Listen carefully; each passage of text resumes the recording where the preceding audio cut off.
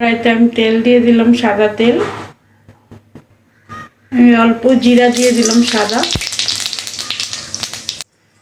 এখানে বিনস, আলু, গাজর, একটুখানি পেঁয়াজ সব দিয়েছি।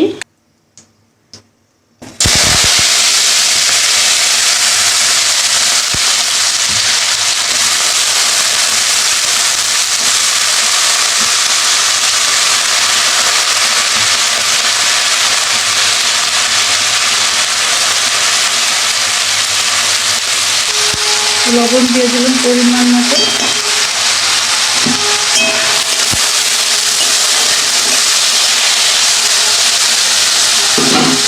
কটা কাঁচা লঙ্কা দিয়ে দিলাম। ছেলে হঠাৎ করে বলল, মা আমাকে টিফিন বানিয়ে দাও তাড়াতাড়ি। চটপট কী করবো, ভাত রয়েছে, সরু চালের ভাত। এখন আমি ভাতটারে সবজি দিয়ে ভিজে দিচ্ছি।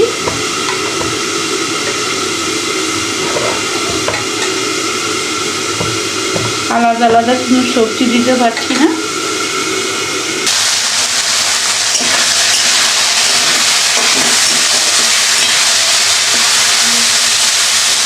একটু হলুদ দিয়ে দিলাম।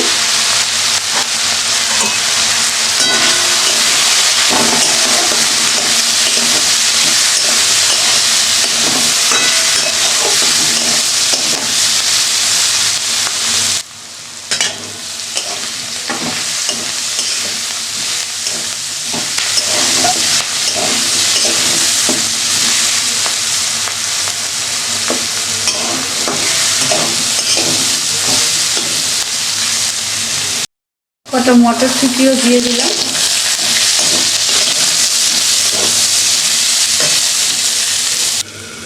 দেখো একটু আমি ডেকে দিয়েছি।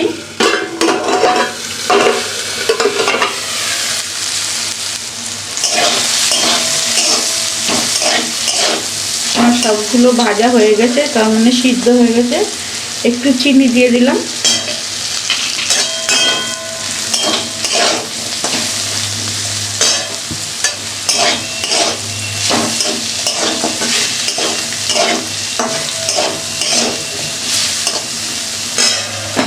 এবার আমি ভাতটা দিয়ে দিচ্ছি।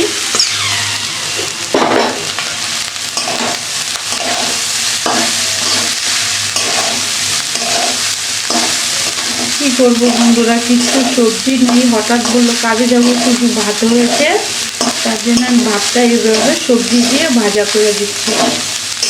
তাও তো একটু টিফিনটা খেতে পারবে। আর একটু লবণ লাগবে, দিয়ে দিলাম। একটু গরম মশলার গুঁড়ো দিলাম।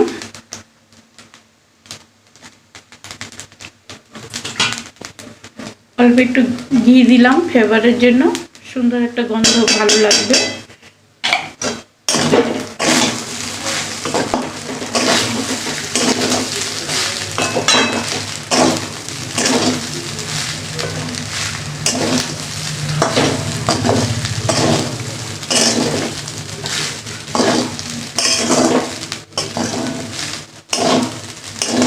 আমার রাইসটা হয়ে গেছে ভাজা। এখন এইটাই টিফিনে ঢুকিয়ে দেবো ছেলেকে।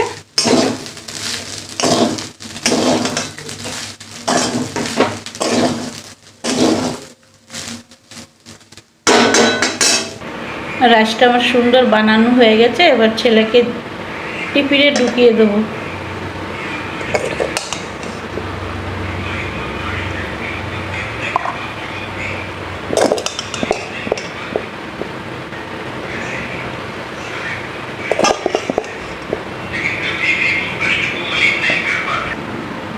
টিফিন ঢুকিয়ে দিলাম।